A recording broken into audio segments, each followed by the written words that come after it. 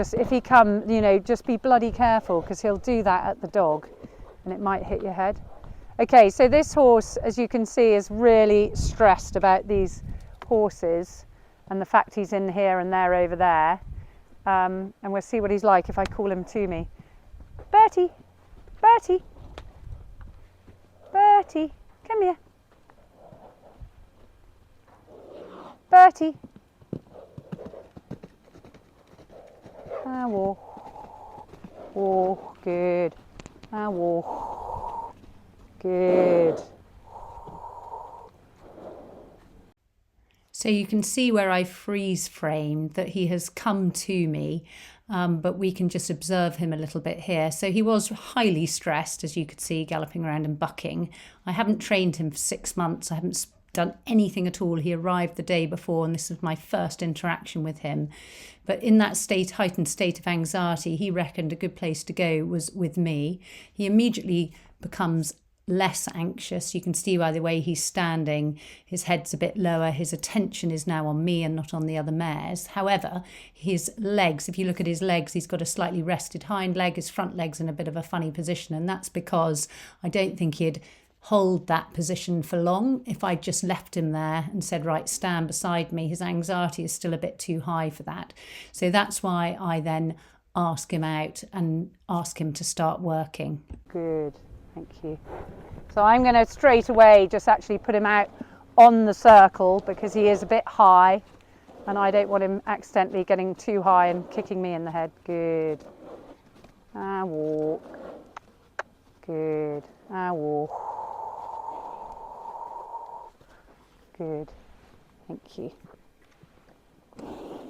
Walk on. So I use the stick as a barrier between me and the horse, and you can see at the moment I need a barrier because he's just arrived. He was here a year ago or 6 months ago, and he's a bit off his head. He's fresh. He wants those mares.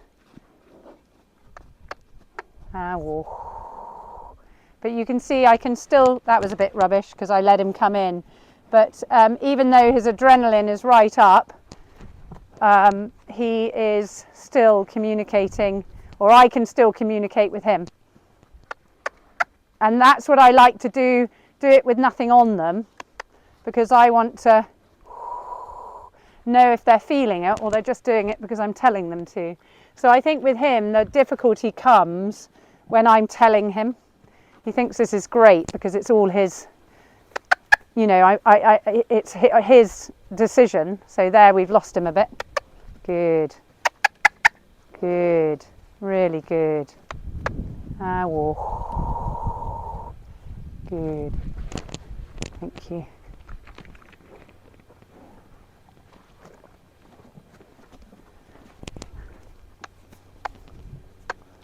Really good. So from this bit of video which I've frozen, you can see that his whole body has completely changed from the beginning of the video. He was very up, his tail was up, his head was up, had very elevated movement, he was moving very quickly, all showing that he was stressed out. And here you can see he's come right back down, his head's low, he's still watching me, he's got his eye on me. So that's a real change in his demeanour because he's got good history with me. I trained him 6 months ago and I did a lot of work with him in a calm situation, still wanting movement, transitions and all the rest of it, but all being rewarded. So he's had some really nice history that he can remember, and that's why he has gone from this very sort of excitable horse kicking out at the dog to this very calm, quiet demeanour. So you might wonder why, what's the big deal? There we've got the horse. This is replaying him leaping about and then me calling him over and being calm and quiet. Well, really what I'm trying to do as I'm doing these online courses to try and help people understand a horse's emotion and what he's going through when he's training. And if you think of all the bad press we have nowadays about, draw reins and all the rest of it, this is a horse where if you were riding him, he's fairly exuberant. You're going to be having to put a lot of pressure on him to control him. But because of the training 9 months previously, I can call him over to me. He's obedient, he's calm, he's responsive, he's all those things. And that's really what I want to teach people, is how to understand how can we do this, train our horses better, more ethically, so that it's a really great experience for us and our horse. Good.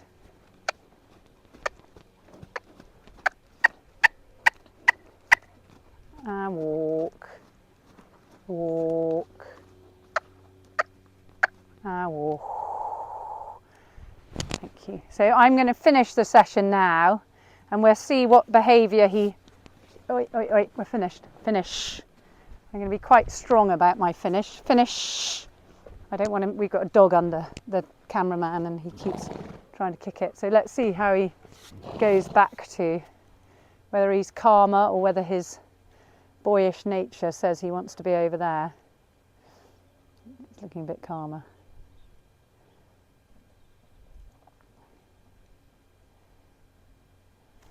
Finish, finish. Not letting him come here because we've got a dog that barked at him and he kicked out. Finish.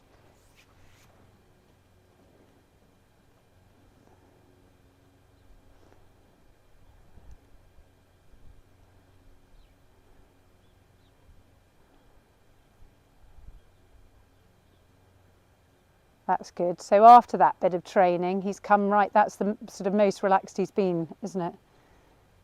Without me training, he's actually got his head down and he's eating from the floor. He ate a bit from the tree.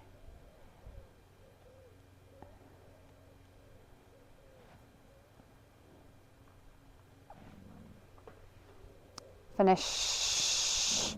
Shh, don't, Sparrow. You're just going to get yourself hurt. See, it is fear with her. So you can see here the horse is looking at me saying, "Are you sure it's over?" And then he accepts that it's over and off he goes. And that's the importance of being really consistent when you're training with food. You can't, it's like any training. If you've got to do it, you've got to do it properly. Otherwise you can set up a lot of confusion. But the really nice thing is he still wants, he's looking at the mares there, but his demeanour is completely different. He's relaxed, he's walking around calmly with his head keeps dropping low. So he's showing all the signs of a horse that's gone from sort of very high stressed to feeling a lot more relaxed. And that's what I want in the training. I want horses to be motivated to come and work with us. I want them to feel relaxed when we've finished, and I want them just to have a nice calming life. And for any of the keen beans, if you want to watch the whole video from start to finish without the places where I stop and talk, then it's just coming up in a few seconds. Thanks very much for watching.